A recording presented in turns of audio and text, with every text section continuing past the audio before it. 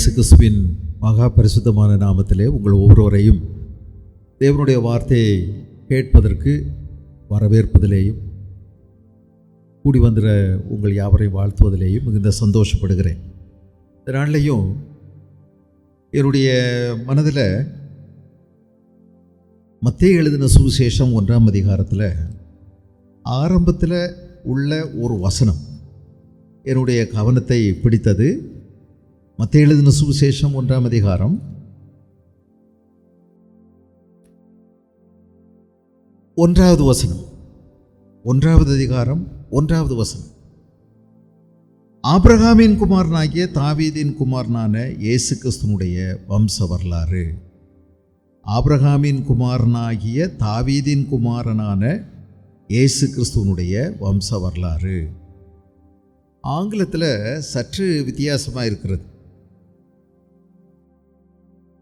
இந்த தாவீதின் குமாரன் முதல்ல போட்டு ஆபிரகாமின் குமாரனை 2வது போட்டிருக்கு.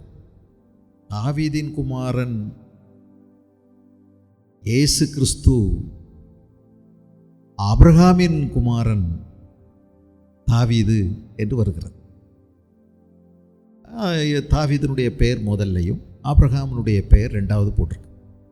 இயேசு கிறிஸ்து யாருடைய குமாரன்? தாவீதுடைய குமாரன், அவர் ஆபிரகாமின் குமாரன். இது என் மனசை கொஞ்சம் தொட்டுது. அவர் தாவீதின் குமாரன் அப்படின்னு ஆங்கிலத்தில் முதல்ல வந்துடுது. தாவீதின் குமாரனாகிய ஆபிரகாமின் குமாரன் இயேசு கிறிஸ்துவனுடைய வம்ச வரலாறு என்று ஆங்கிலம் வருகிறது. தாவீதின் குமாரன் தான். ஆபிரகாமை முதல்ல போட்டிருக்கலாம். தமிழில் ஆபிரகாமின் பேர் தான் முதல்ல வந்திருக்குது. ஆனால் ஆங்கிலத்தில் அதான் சரி. ஆங்கிலத்திற்காக சொல்லலை, மூல பாஷையில் கிரேக்க மொழியில் தாவீதினுடைய பேர் தான் முதல்ல வருது. ஏன் தாவீதினுடைய பெயர் முதல்ல? இயேசு கிறிஸ்து தாவீதின் குமாரனா என்று நீங்கள் கேட்பீர்களானால், தாவீதின் குமாரன் என்று அவர் அறியப்பட்டார் அப்படின்னு படிக்கிறோம். இயேசு அப்படின்னு தமிழில் சொல்கிறோம், ஜீசஸ் அப்படின்னு சொல்லி இங்கிலீஷில் சொல்கிறோம். ஜீசஸ் என்பது இங்கிலீஷிலிருந்து வந்த வார்த்தை கிடையாது, லத்தீனில் தான் ஜீசஸ் என்ற வார்த்தை. எப்ரேயத்தில் யெகோஷுவா யெஷுவா அப்படின்னு சொல்கிறாங்க. யெஷுவா இது எப்ரேயம். கிரேக்கில் நான் சொன்ன மாதிரி லெஷுவஸ், லத்தீனில் ஜீசஸ், இங்கிலீஷில் ஜீசஸ். அதை அப்படியே எடுத்துக்கிட்டாங்க. இந்த இயேசு என்ற வார்த்தை புதிய ஏற்பாட்டில் 979 முறை 943 வசனங்களில் வந்திருக்கு. இயேசு புதிய ஏற்பாட்டில் 979 முறை 943 வசனங்களில் சொல்லப்பட்டிருக்கிறது.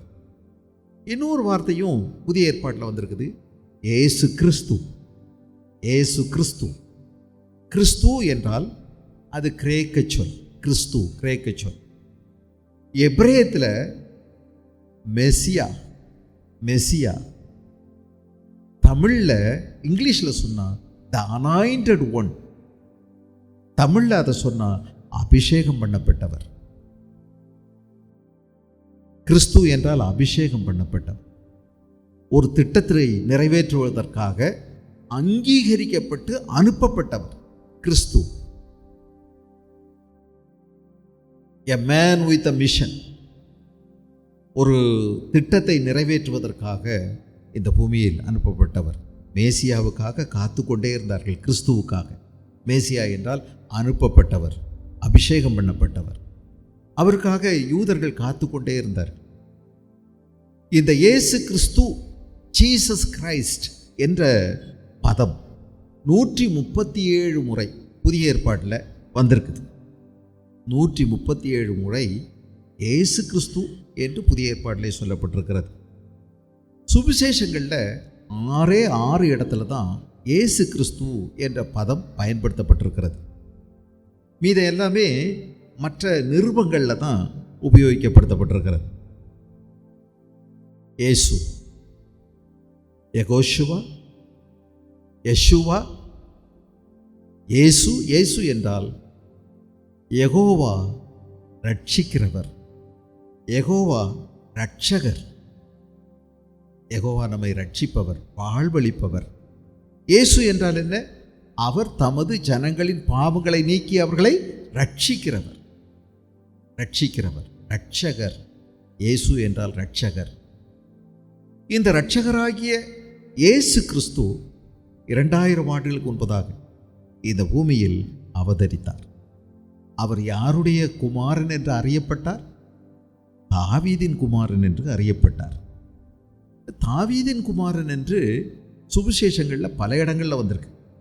நீங்கள் மத்தேயு எழுதின சுவிசேஷம் 9ஆம் அதிகாரம் 27வது வசனத்தில் நீங்கள் கவனிச்சிங்கன்னா, தாவீதின் குமாரனே எங்களுக்கு இறங்கும் என்று கூப்பிடுகிறார்கள். இயேசு அவிடம் விட்டு புறப்பட்டு போகையில் 2 குருடர் அவர் பின்னே சென்று, தாவீதின் குமாரனே எங்களுக்கு இறங்கும் என்று கூப்பிட்டார்கள். 9:27 யோவான், மத்தேயு.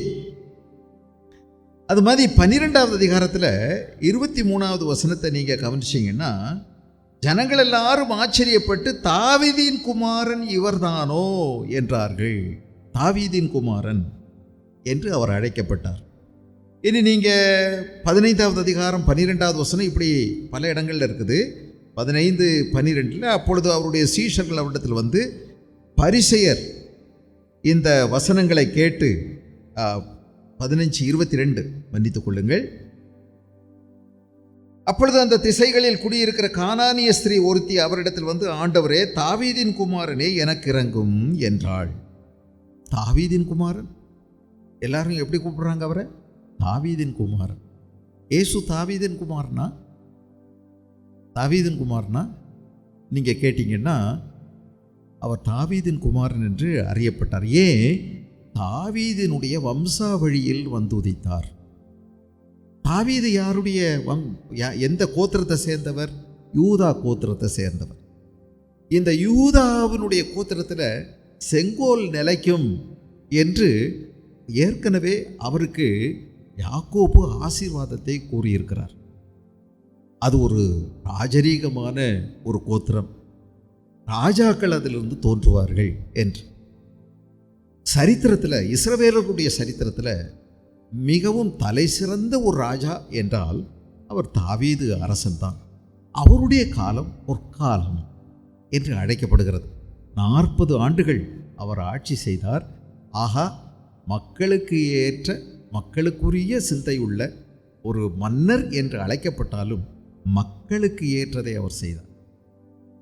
தாந்தோணித்தனமாக அவர் நடக்கலை, சர்வாதிகாரியாக அவர் நடந்து கொள்ளவில்லை. மக்களை எப்பொழுதும் கர்த்தருக்கு ஆயத்தம் செய்வதும், கர்த்தருக்கென்று வழிநடத்துவதும், ஜனங்களை கர்த்தருக்கு நேராக வழிநடத்துவதும், தெய்வ பிரசன்னத்தில் வழிநடத்துவதும் அவருடைய நோக்கமாக இருந்தது. இந்த தாவீது அவருடைய காலத்தில் மட்டும்தான், இந்த ஒரே தாவீது அரசனுடைய காலத்தில் மட்டும்தான் ஆண்டவர் ஆபிரகாமுக்கு சொல்லியிருந்த முழு எல்லைகளையும் கைவசப்படுத்தின ஒரு நேரமாக இருந்தது. வேற எந்த ராஜாக்கள் இருந்தாலும் 19 ராஜாக்கள் சாலமோனுக்கு பிறகு தாவீதினுடைய வம்சாவழியில் இஸ்ரவேலர்களை அல்லது இந்த யூதா தேசத்தை அரசாண்டார்கள். ஒருவரால் கூட அந்த முழு எல்லையை அவர்களால் சொந்தமாக்கி கொள்ள முடியவில்லை.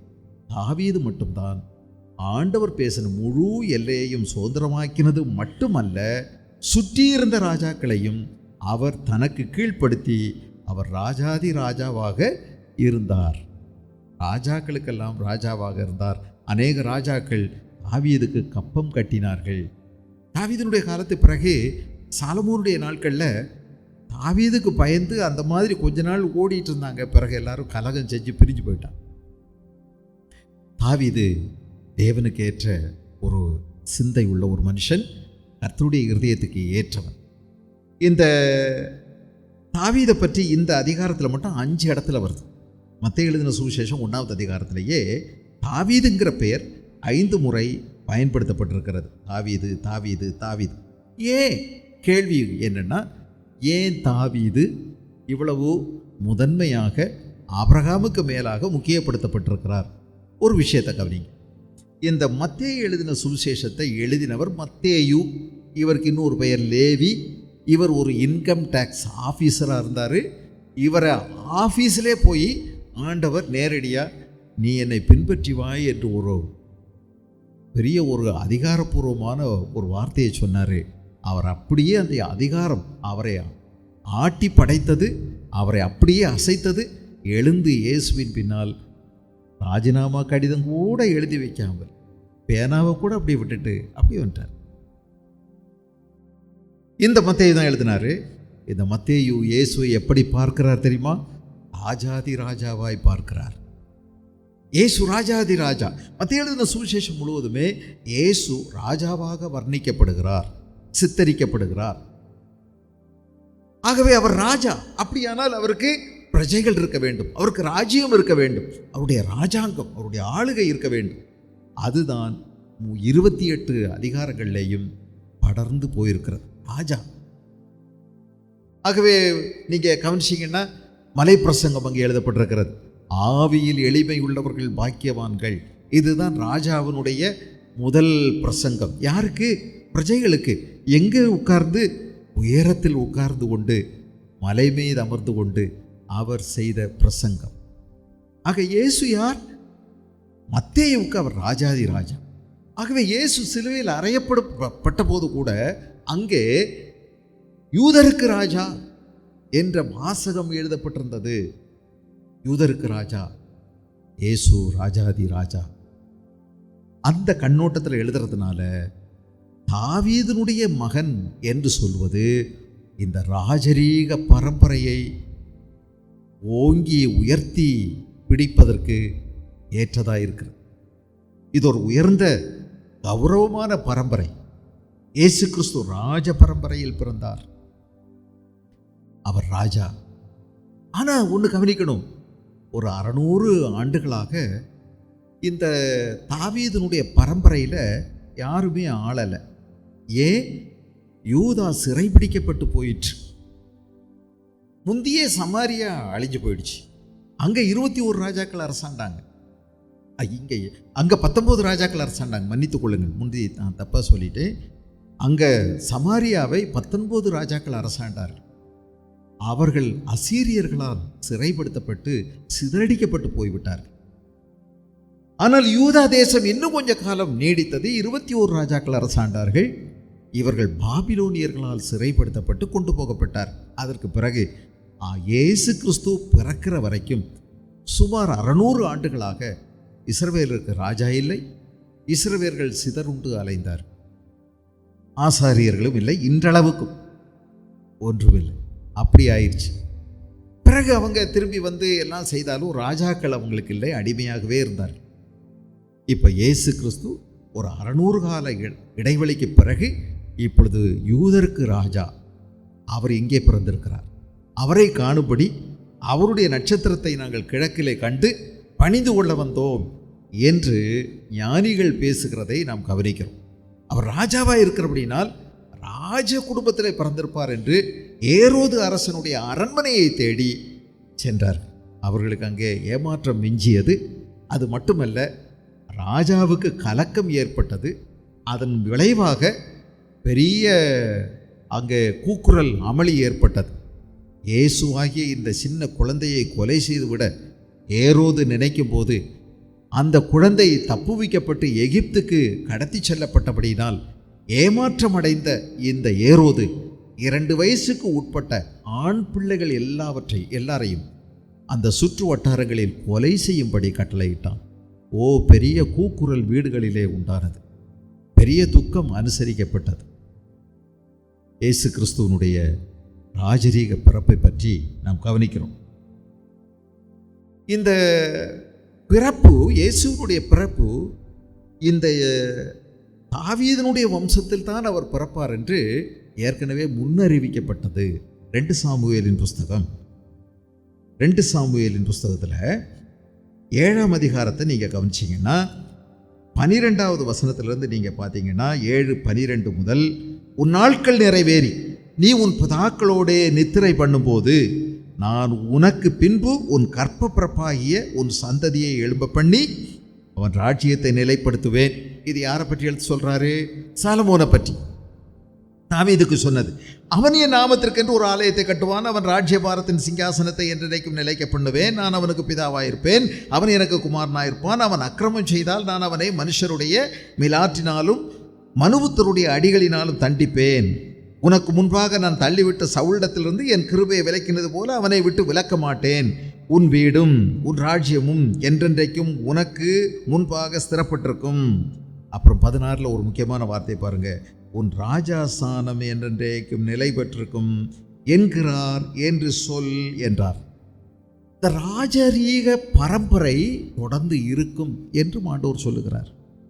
அப்போ தாவீதனுடைய வம்சாவழியில் சந்ததியில் ராஜா பிறப்பார் என்பது அங்கே சொல்லப்படுகிறது. இதை இன்னொரு வசனம் உறுதிப்படுத்துது. சங்கீதம் 89 சங்கீதம் 89 சங்கீதம் 89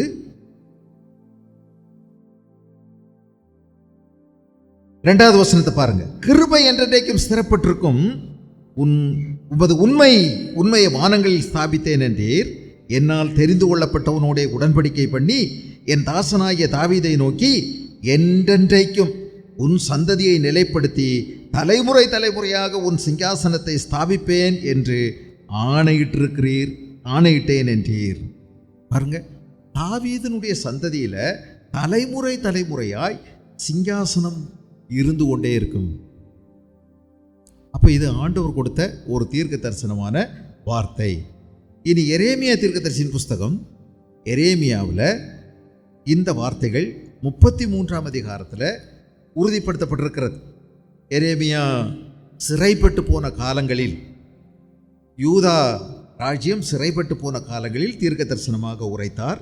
அப்பொழுது 22வது வசனத்தில் என்ன சொல்றாரு?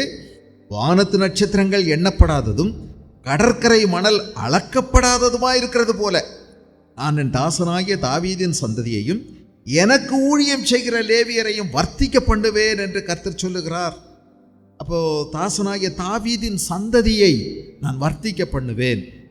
இப்போ எரேமியாவுடைய காலத்தில் அவர் தீர்க்க தரிசனம் சொல்லி கொண்டிருந்த நாட்களில் தான் பாபிலோனியர்களால் சிறைப்படுத்தப்பட்டார்கள்.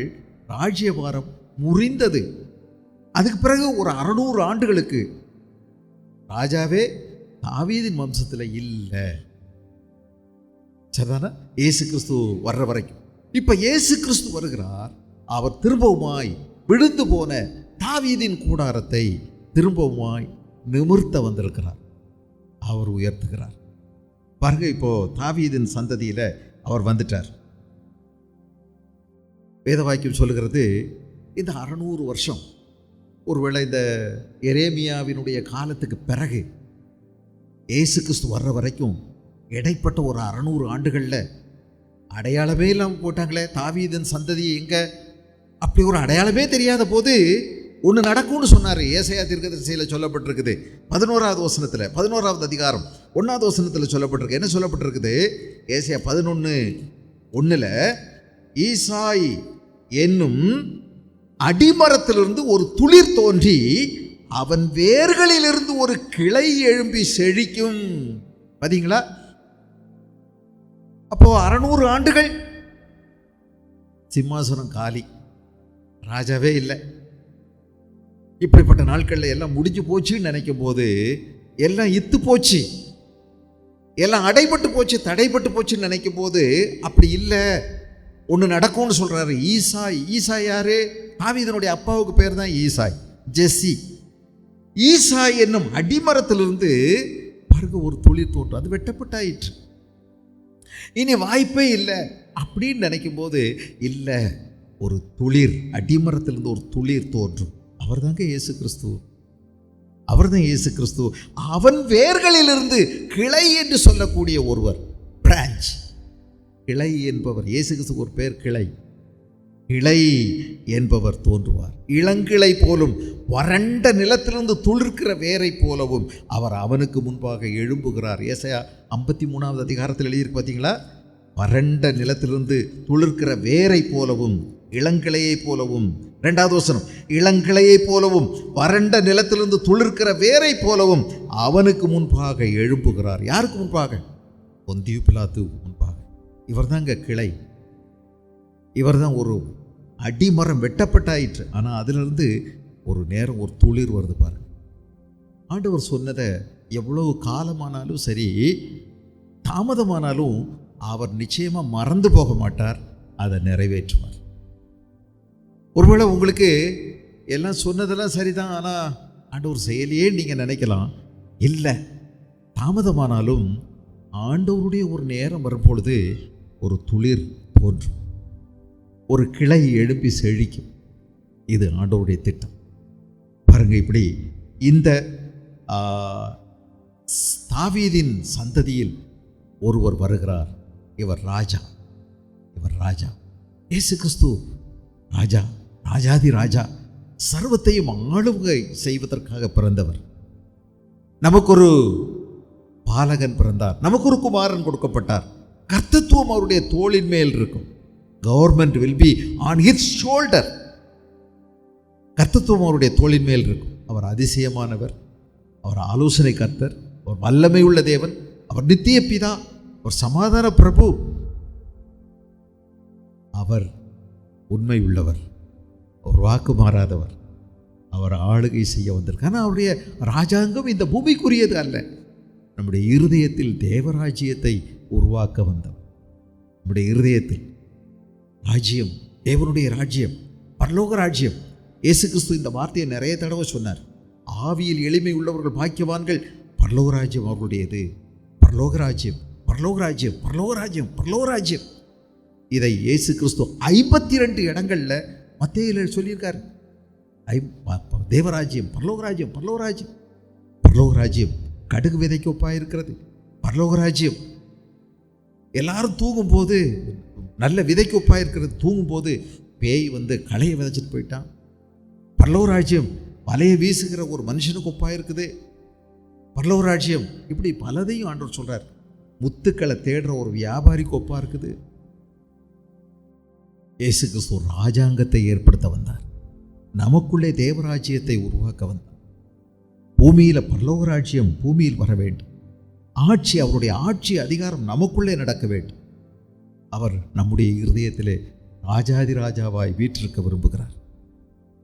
நீங்கள் ஏதாவது ஒரு இடத்த அவருக்கு ஒதுக்க முடியாது. அவர் இருந்தால் ராஜாதி ராஜாவாக தான் இருப்பார், இல்லைன்னா அவர் இருக்கவே மாட்டார். உங்கள் வாழ்க்கையில் இயேசு கிறிஸ்து ராஜாவாக இருக்காரா?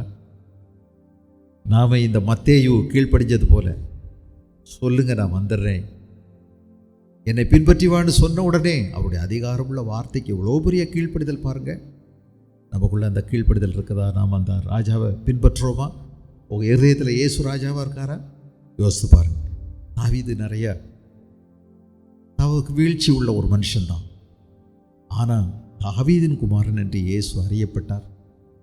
இதை இயேசு தாவீதின் மூலமாக அறிமுகப்படுத்தப்படுகிறார். தாவீதின் குமாரன். இவர் தாவீதின் குமாரன் மட்டுமில்லை, ஆபிரகாமின் குமாரன் என்றும் அறியப்பட்டிருக்கிறார். ஆபிரகாமின் குமாரன். இந்த ஆபிரகாம் யாரு? ஆபிரகாம் வந்து மெசொப்பொத்தேமியா என்கிற நாட்டில், அதாவது யூஃப்ரட்டிஸ் டைகிரிஸ் அப்படிங்கிற இன்றைக்கு ஈராக்கில் ஓடிக்கொண்டிருக்கக்கூடிய இந்த 2 நதிக்கு இடைப்பட்ட பகுதியாகிய மெசொப்பொத்தேமியா. மெசொப்பொத்தேமியா என்றாலே 2 நதிக்கு இடைப்பட்ட சமவெளி என்று அர்த்தம்.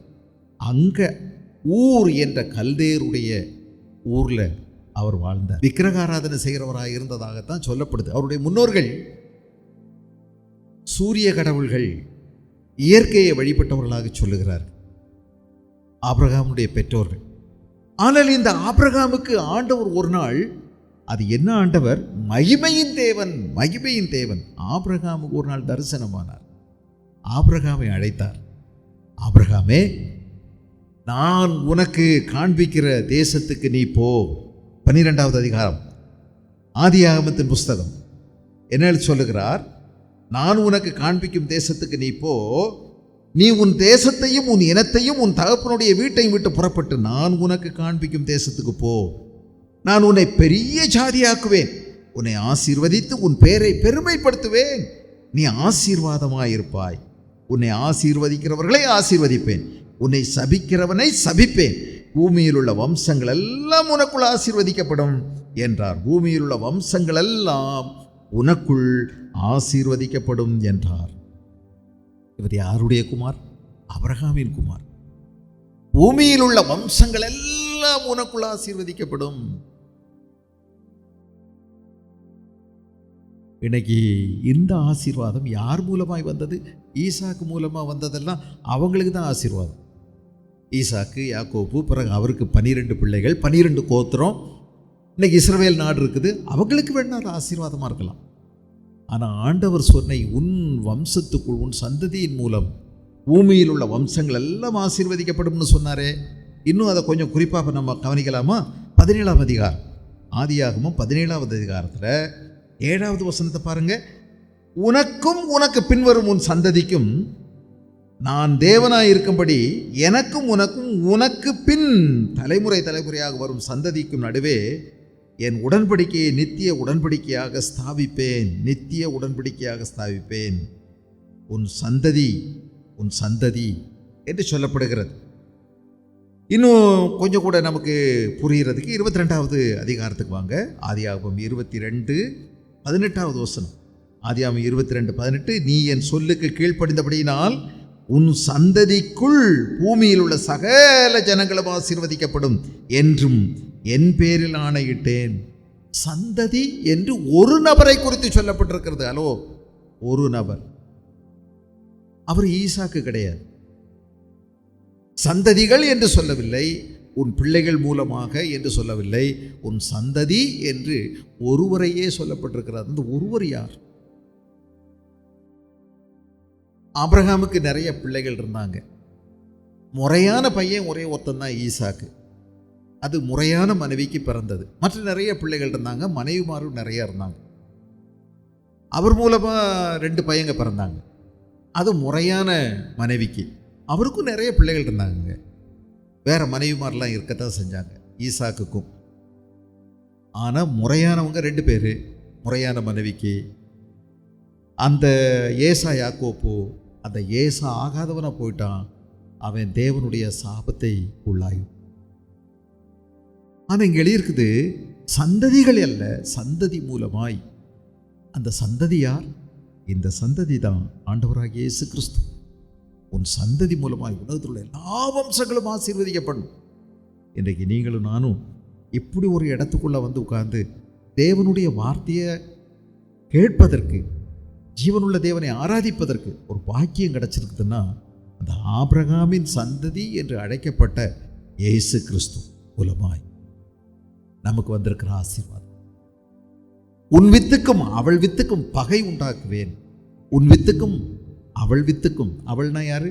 இந்த பெண்ணினுடைய வித்துக்கு பகை உண்டாக்குவேன். சாத்தாங்கிட்ட ஆண்டவர் சொன்ன வார்த்தை. அவர் உன் தலையை நசுக்குவார், நீ அவர் குதிங்காலை நசுக்குவாய். அவர் வருவார், அவர் ஒரு நாள் வருவார். அது ஆபிரகாமின் சந்ததியில் வருவார். ஆபிரகாமின் சந்ததியாக அவர் வருவார். ஆக அவர் வந்து தலையை நசுக்குவார் என்று சொல்லப்பட்டிருக்கிறது. கலாத்தியர்களது நிருபம் 3ஆம் அதிகாரம், கலாத்தியர் 3:16 அங்கே நீங்கள் கவனிச்சிங்கன்னா, கலாத்தியர் 3:16 ஆபிரகாமுக்கு அவனுடைய சந்ததிக்கும் வாக்கு தத்தங்கள் பண்ணப்பட்டன. நல்லா கவனிங்க, நான் சொன்னதை உறுதிப்படுத்தப்பட்டிருந்தாங்க.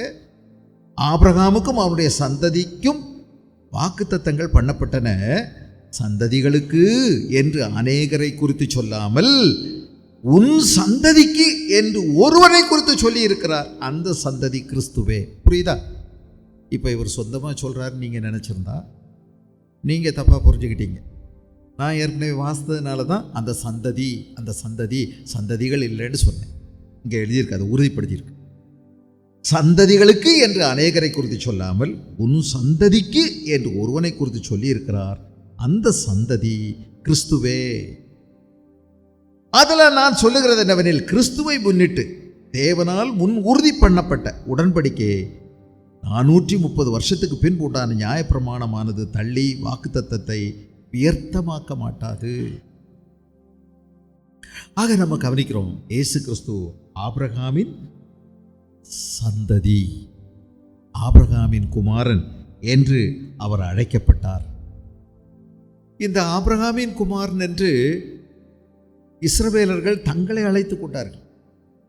ஆனா போட்டியா இப்ப இயேசு வந்திருக்கிறார். இவர் ஆபிரகாமின் குமாரன், ஆபிரகாமின் குமாரன்.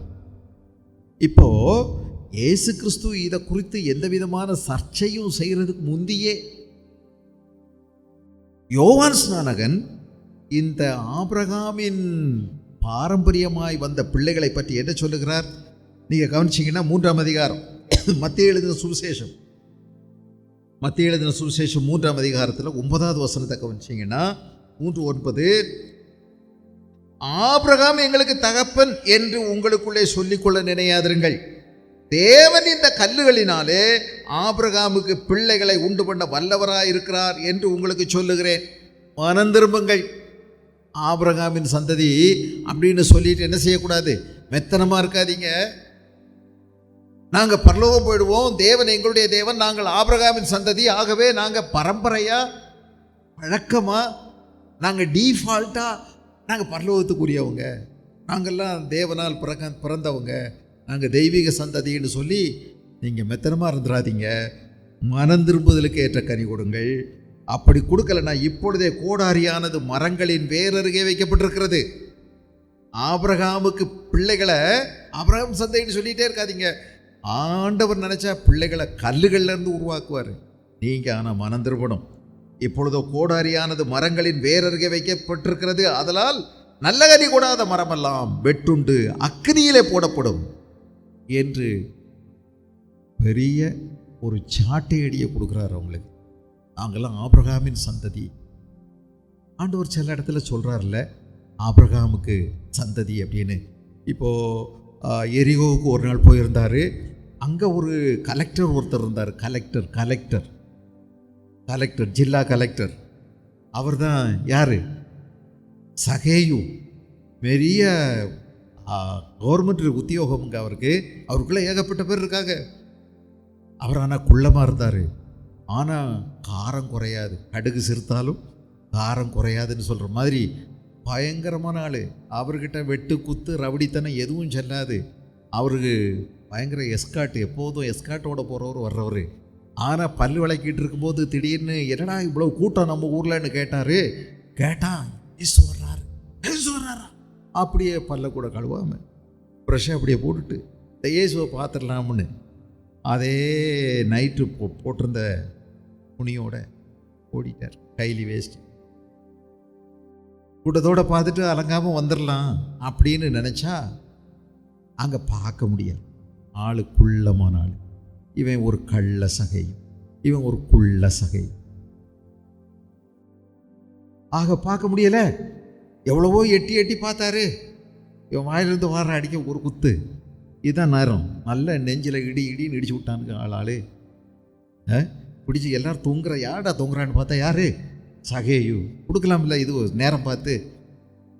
ஆனால் அதெல்லாம் அவருக்கு எதுவுமே ஒன்றுமே அசையலை. ஏன்னா அவருக்குள்ள இருந்த ஆசையினால் இங்கே படுற காயம் இடி அடி எல்லாம் அவருக்கு ஒன்றுமே தோணலை.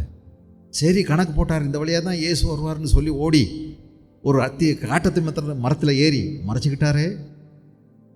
வர இயேசுவை நல்லா பார்த்தார். ஓஹோ இவர் தானா, தாடி வச்சிருக்கிறாரு, முடியெல்லாம் நல்லா அழகாக இருக்குது, நியாயமாக தான் இருக்காரு. நம்ம ரொம்ப குண்டா இருப்போம்னு நினச்சோம், இல்லையே. தொந்தியோடு இருப்பார்னு நினச்சோம், அப்படியும் இல்லையே. நல்ல நயமாக பேசுகிறாரு. இப்படி பார்த்துக்கிட்டே இருந்தார். அந்த உடனே இயேசு அந்த மரத்துக்கடியில் நின்றுக்கிட்டார்.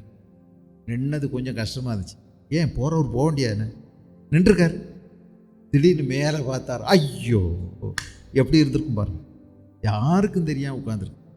ஐயோ இந்த கிளைய டக்குன்னு மூடியிருப்பாரே தன்னை மறைச்சு. அதோட நின்னாரா?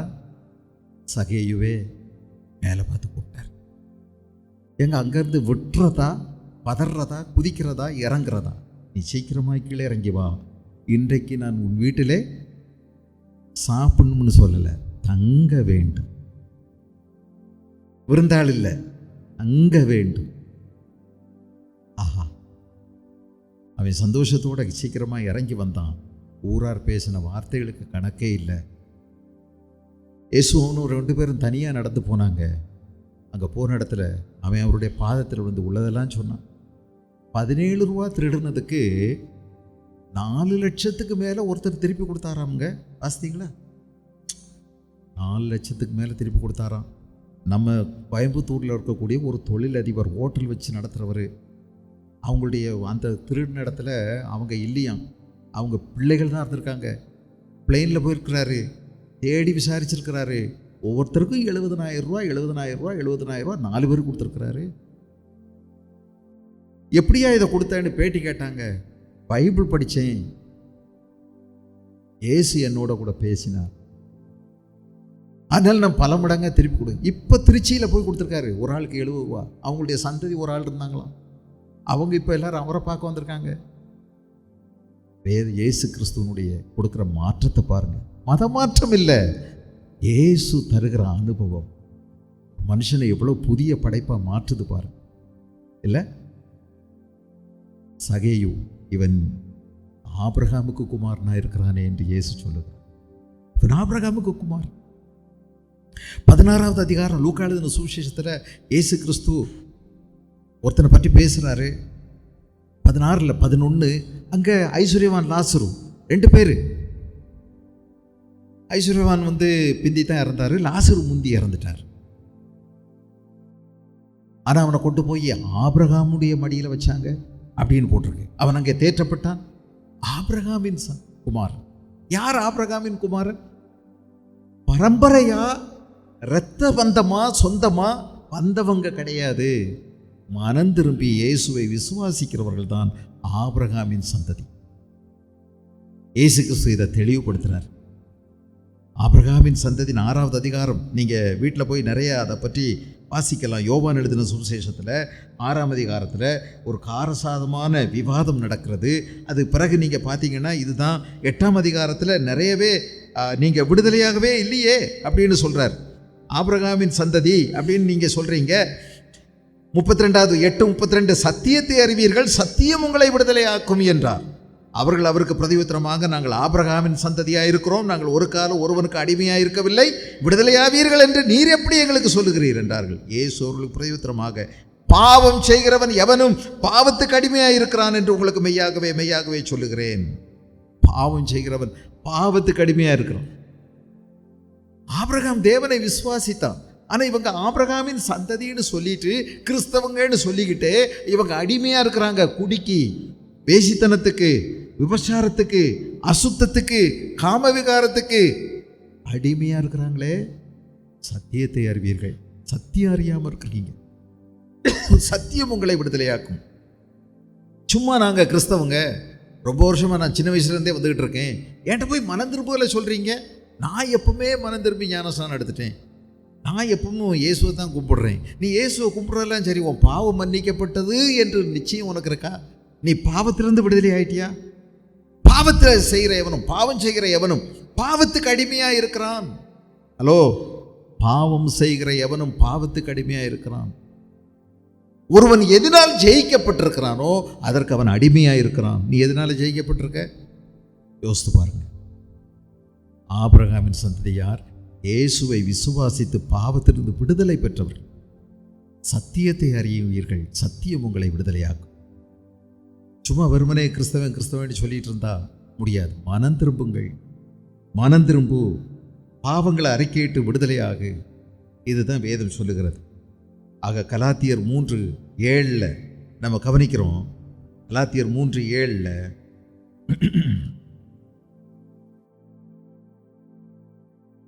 ஆகையால் விசுவாச மார்க்கத்தார் எவர்களோ அவர்களே ஆபிரகாமின் பிள்ளைகள் என்று அறிவீர்களாக. ஆபிரகாம் தேவனை விசுவாசித்தான், அது அவனுக்கு நீதியாக எண்ணப்பட்டது. விசுவாச மார்க்கத்தார் எவர்களோ அவர்கள் ஆபிரகாமின் பிள்ளைகளாக இருக்கிறார்கள். இயேசு கிறிஸ்து யார்? ஆபிரகாமின் குமாரன் என்று அறியப்பட்டார். இயேசு கிறிஸ்து தாவீதின் குமாரன் என்று அறியப்பட்டார். இயேசு கிறிஸ்து ஆபிரகாமின் குமாரன் என்று அறியப்பட்டார். ஆபிரகாமின் குமாரன். ஆபிரகாம் தேவனை விசுவாசி, தேவனை விசுவாசி.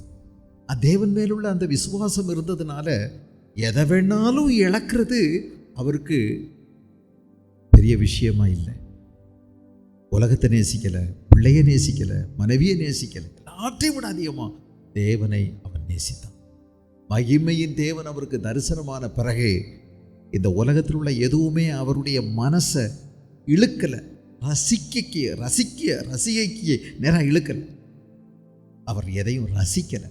வெள்ளியும் பொன்னும் எல்லாம் இருந்துச்சு, எதையும் அவருடைய இருதயம் ரசிக்கவே இல்லை. மகிமையின் தேவனை பார்த்த பிறகு அந்த மகிமைக்கு, இந்த பூமியில் உள்ள மகிமை ஈடே கிடையாது. இருதயத்தை எதற்குமே பறி கொடுக்காம வாழ்ந்தார். அந்நியனை போல, பரதேசியை போல இந்த உலகத்தில் வாழ்ந்தார். தேவன் மேலுள்ள விசுவாசம் இல்லை, அவன் தேவனுக்கு சிநேகிதன் என்று அழைக்கப்பட்டான். அருமையான தேவனுடைய பிள்ளைகளே, இந்த இயேசு கிறிஸ்து ஆபிரகாமின் குமாரன் என்று அறியப்படுகிறார். நாம் இன்னைக்கு ஆபிரகாமை போல தேவனை விசுவாசிக்கிறோமா? எந்த தியாகமும் செய்வதற்கு ஆபிரகாமுக்கு விசுவாசம் ஒரு பெரிய அடித்தளமாக இருந்தது. நம்ம வாழ்க்கையை யோசிப்போம். கிறிஸ்து இயேசுவுக்காக நம்ம வாழ்கிறதுக்கும் மரிக்கிறதுக்கும் விசுவாசத்தில் நம்ம வல்லவர்களாக முடியுமா? மூன்றாவது இன்னொரு வார்த்தையும் என் மனசுக்கு இன்றைய காலையில் ஓடிச்சு. அது என்னென்னா, லூக்கா எழுதின சுவிசேஷம் 3ஆம் அதிகாரத்தில், லூக்கா எழுதின சுவிசேஷம் 3ஆம் அதிகாரத்தில் 23வது வசனம், 23. அப்பொழுது இயேசு ஏறக்குறைய 30 வயதுள்ளவரானார். அவர் யோசேப்பின் குமாரன் என்று எண்ணப்பட்டார். ஹலோ, இவர் யாருடைய குமாரன்? யோசேப்பின் குமாரன் என்று எண்ணப்பட்டார். தாவீதின் குமாரன், ஆபிரகாமின் குமாரன். இவர் யார்? யோசேப்பின் குமாரன் என்று எண்ணப்பட்டார். யோசேப்பு யாருங்க? யோசேப்பு அடையாளமே இல்லாத ஒரு ஆள், அட்ரஸே இல்லாத ஆள். நான் சொல்றது விளங்குதுங்களா?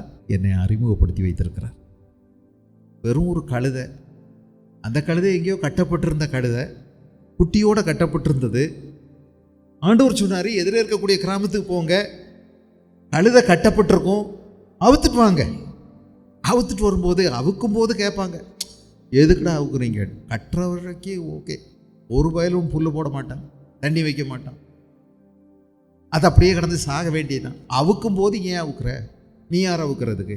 என் ஆண்டவருக்கு வேண்டும் என்று சொல்லுங்கள். இந்த கழுதை யாருக்கு வேணும்? ஆண்டவருக்கு வேண்டும். அப்படி சொல்லுங்க, விட்டுருவான்னு சொன்னார். அதே வார்த்தையை அப்படியே சொன்னாங்க, ஆண்டவருக்கு வேண்டும் என்று. அவ்வளோதான், பேயினுடைய வல்லமை உடஞ்சி போச்சு. யாருமே ஒன்றும் சொல்லலை. கழுதையை கொண்டு வந்துட்டாங்க, தங்களுடைய துணிகளை அதன் மேலே போட்டாங்க. இயேசு அதன் மேலே ஏற்றினாங்க, மரக்கிளைகளை வெட்டி பரப்புனாங்க. ஓசன்னா, உன்னதத்திலே தேவனுக்கு மகிமை என்று சொல்லி வாழ்த்தினாங்க. இந்த கழுதைக்கு விலாசம் என்ன? இயேசுவை சுமந்து சென்ற ஒரு கழுதை. அது பிறகு விலாசம் கிடச்சி போச்சு கழுதைக்கு. அதுதான் நம்ம ஒவ்வொருவருக்கும் ஆண்டவர் கொடுத்தார். இந்த யோசேப்புக்கு என்னங்க அடையாளம்? நீங்கள் நல்லா கவனிச்சிங்களா? யோசேப்புக்கு அடையாளமும் கிடையாது, விலாசமும் கிடையாது. யோசேப்பு யாரு? யோசேப்பு யாருன்னு தெரியுங்களா? பெரிய பணக்காரருங்க. அவருடைய சொத்து பத்தெல்லாம் யாருக்கும் கிடையாது. அந்த அளவுக்கு அவர் பயங்கரமான வீராதி வீரை, வீரமணி கண்டை, வில்லாதி வில்லை, அப்பா பெரிய சாதனையாளர், பயங்கரமான அப்படின்னு சொல்கிறதுக்கு ஒன்றுமே இல்லையே. அவரை பற்றி எப்படி அறிமுகப்படுத்தியிருக்கு தெரியுமா உங்களுக்கு?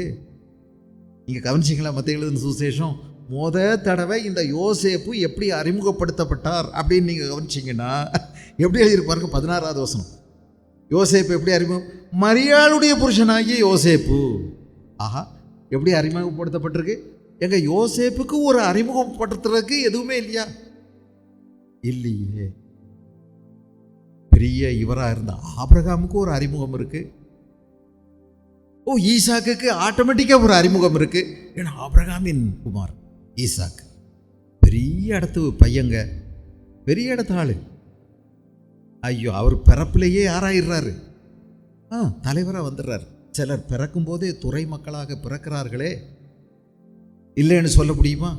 சிலர் பிறந்து துறைகளாகிறாங்க, சிலர் துறைகளாகவே பிறக்கிறாங்களே. ஆபிரகாமுக்கு பிறந்தவன் துறையாகவே பிறக்கிறான். உன் சந்ததி இந்த ஈசாக்கு மூலமா அப்படின்ட்டாரே. பெரிய சொத்துக்கு அதிபதியாக பிறக்கிறான். அப்படி ஒன்றுமே சொல்கிறதுக்கு இல்லைங்க. இவரை எப்படி அறிமுகப்படுத்துகிறாங்க? மரியாளுடைய புருஷனாகிய யோசேப்பு. யோசேப்பு யாரு? யாருக்குமே தெரியாது. எந்த ஊர் தெரியாது, அவங்க அப்பா தெரியாது. மரியாளுடைய புருஷன் யோசேப்பு தெரியும்.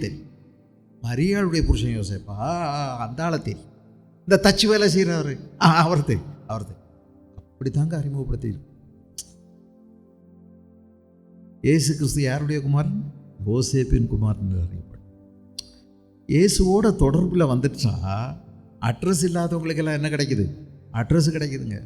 அவர் வீடு வாசல் இல்லாதவர்களுக்கு வீடு வாசல்களை ஏற்படுத்துகிறார். மலடியை பிள்ளை தாட்சியாக்கி வீட்டிலே குடியிருக்கும்படி செய்கிறார்.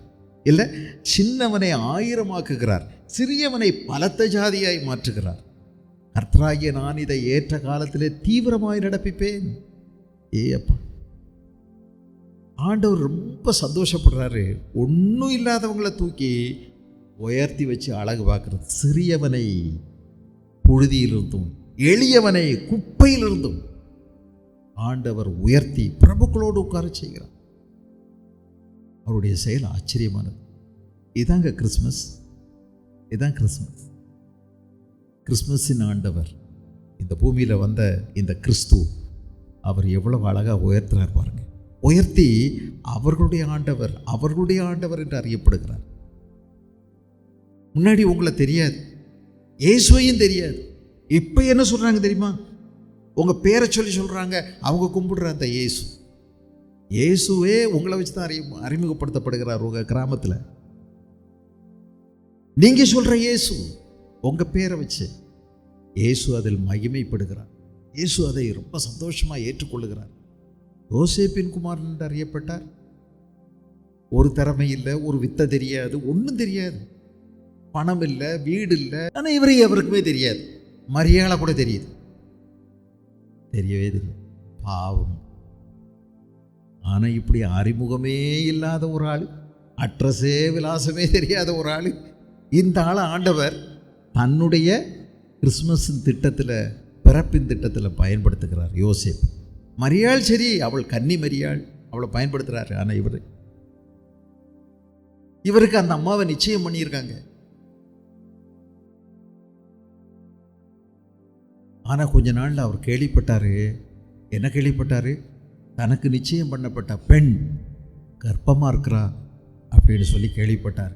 ஐயையோ, எவ்வளோ கற்பனையில் உட்கார்ந்துட்டு இருந்திருப்பார், எவ்வளோ கல்யாணத்துக்கு ஆயத்தம் பண்ணிட்டு இருந்திருப்பார், பத்திரிக்கையெல்லாம் அடித்து கொண்டு போய் வீடு வீடாக கொடுத்துட்டு இருந்திருப்பார், துணியெல்லாம் எடுத்து தைக்கிறதுக்கு எல்லாம் ஆயத்தம் பண்ணிட்டு இருந்திருப்பார், நகை செய்யணும், அது செய்யணும், இது செய்யணும். அப்பா, இதெல்லாம் செய்யக்கூடிய நிலையில், இந்த மாதிரி சூழ்நிலையில் இருக்கும்போது திடீர்னு உனக்கு நிச்சயம் பண்ண அந்த பொண்ணு சும்மா இல்லை, 6 மாதத்துக்கு மேலே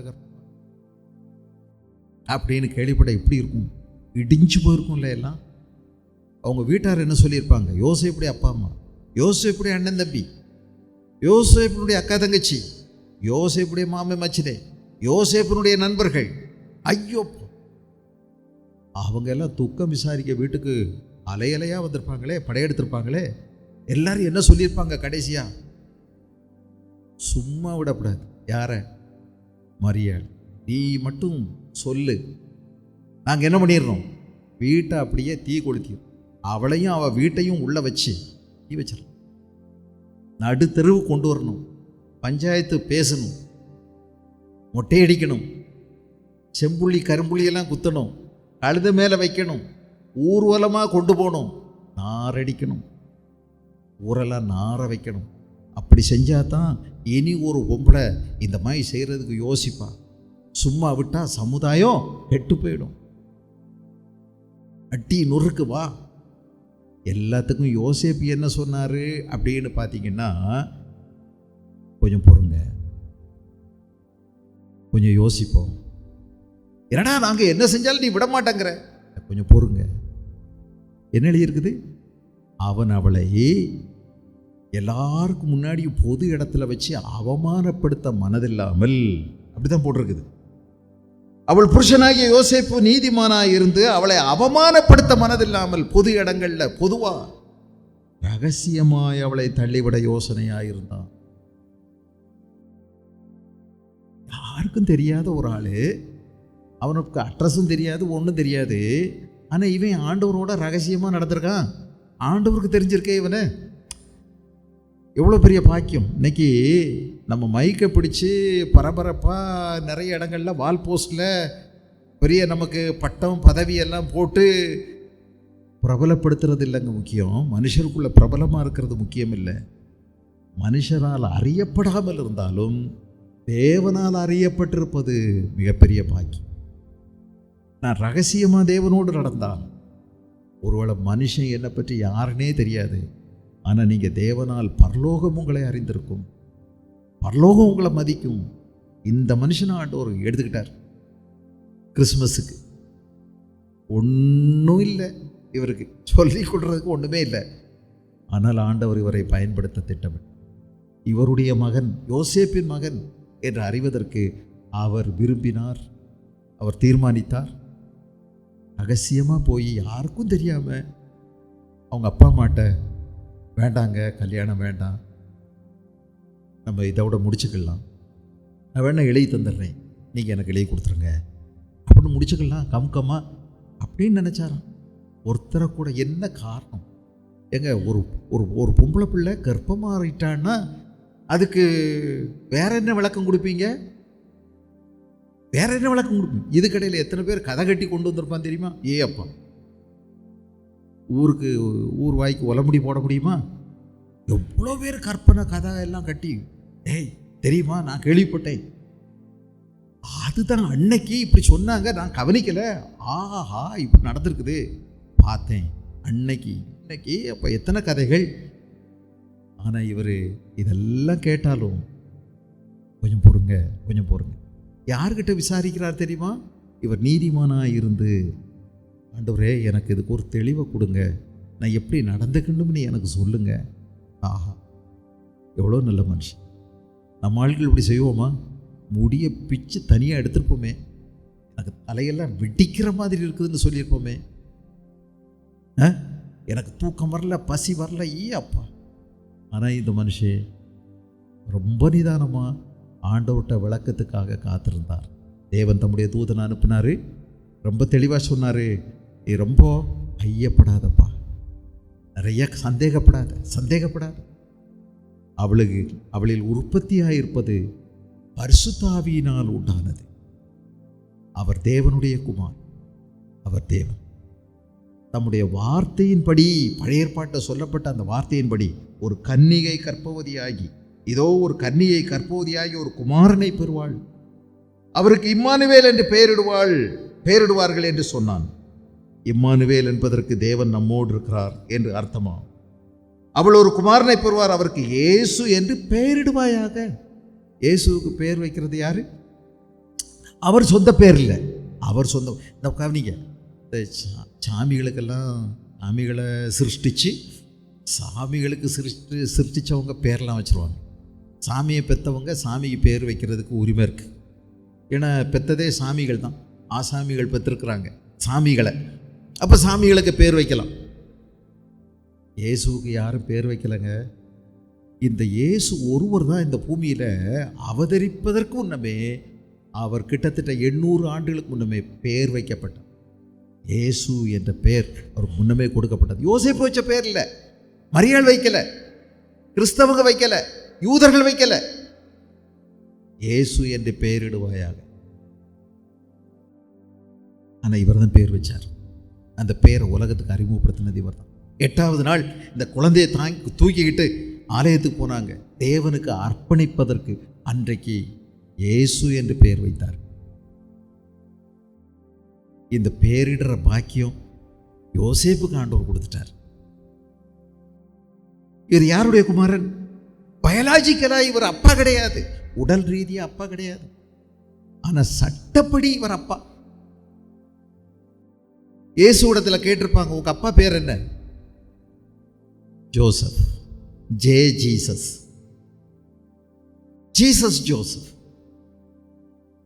ஜோசப், ஜீசஸ். எங்க அப்பா பேர் யோசப். சட்டப்படி,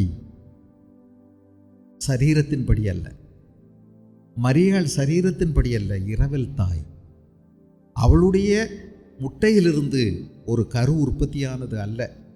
அவள் ஒரு கன்னிகை. அவள் பிறக்கிற வரைக்கும், இயேசு பிறக்கிற வரைக்கும் அவளை சேராதிருந்து எழுதியிருக்கு. இம்மானுவேல். யோசேப்பு நித்திரை தெளிந்து எழுந்து கர்த்தருடைய தூதன் தனக்கு கட்டளையிட்டபடியே தன் மனைவியை சேர்த்து கொண்டு 25வது வசனம், அவள் தன் முதற்பேரான குமாரனை பெருமளவும் அவளை அறியாதிருந்து, அவளை தொடவே இல்லைங்க, அறியாதிருந்து அவருக்கு இயேசு என்று பெயரிட்டான். எவ்வளோ பெரிய பாக்கியம், எவ்வளோ பெரிய ஒழுக்கம், எவ்வளோ பெரிய கீழ்ப்படிதல். தொடவே இல்லை, ஆனால் மனைவியாக சேர்த்து கொண்டான். கலிலியாவிலிருந்து பெத்லகேமுக்கு ஒரு 120 கிலோமீட்டர் நடந்தே பல நாட்கள். இவங்க 2 பேரும் மட்டும் இல்லை, இவங்க அப்பா அம்மா, இவங்க சொந்த பந்தங்கள், ஏன் எல்லாரும் போய் அவங்கவுங்க சொந்த ஊரில் பெயர் பதிய வேண்டும், ஆதார் அட்டை புதுப்பிக்க வேண்டும் என்று சொல்லிட்டாங்க. அதனால போயிட்டு இருக்காங்க. அதனால அங்கேருந்து வர்றாங்க கூட்டம் கூட்டமாக. சரியாக பெத்லகேமுக்கு வந்தபோது பிரசவ காலம் நிறைவானது. 280 நாள் இந்த மரியா இயேசுவை தன்னுடைய வயிற்றில் சுமக்கிற பாக்கியம் அவளுக்கு கிடைச்சது. கிருபை பெற்றவள், ஸ்திரீகளுக்குள்ளே ஆசீர்வதிக்கப்பட்டவள். அதுக்கு யோசேப்பு அந்த குழந்தைக்கு தகப்பன் என்று அறியப்பட்டார். பெரிய பாக்கியம். இந்த யோசேப்பின் குமார் என்ன கீழ்ப்படிதல் இவருக்கு. கொஞ்ச நேரத்தில் குழந்தை பிறந்து கொஞ்ச நேரம் கழித்து சில நாட்களுக்குள்ளே இந்த குழந்தைய கொல்ல போகிறாங்க, எடுத்துகிட்டு எகிப்துக்கு போ அப்படின்னு சொன்னால், எங்க பஸ்ஸில் இந்த பெத்லகேம்லேருந்து 6 மணி நேரத்துக்கு மேலே, நிறைய ஸ்பீடாக போன பிறகும் பஸ்ஸில் 6 மணி நேரத்துக்கு மேலே ஆச்சு எகிப்துக்கு போகிறது. நான் யோசித்துக்கிட்டே வந்தேன், இவ்வளோ தூரம் எப்படி நடந்து வந்திருப்பாங்க, எவ்வளோ சிரமம் அவங்க அனுபவிச்சிருப்பாங்க. அந்த நாளில் கடகண்ணி இல்லை, ஒன்றும் இல்லை. இன்றைக்கி அது ஹைவேயாக இருக்குது. ஐயோ, எவ்வளவு சிரமத்தில் அந்த குழந்தைய தூக்கிட்டு அவங்க போயிருப்பாங்க 2 பேரும். அங்கேயே இருந்து சில காலம் 1-2 வருஷங்கள், அதுக்கு பிறகு தான் திரும்பி வர்றாங்க. எல்லாத்துக்கும் கீழ்ப்படிதல். இந்த யோசேப்புக்கும் மரியாளுக்கும் முறையான திருமண உறவில் அவங்களுக்கு பிள்ளைகள் இருந்தாங்க. கன்னியாக இருந்தது இயேசுவை பெற்றெடுக்கும் வரைக்கும் தான்.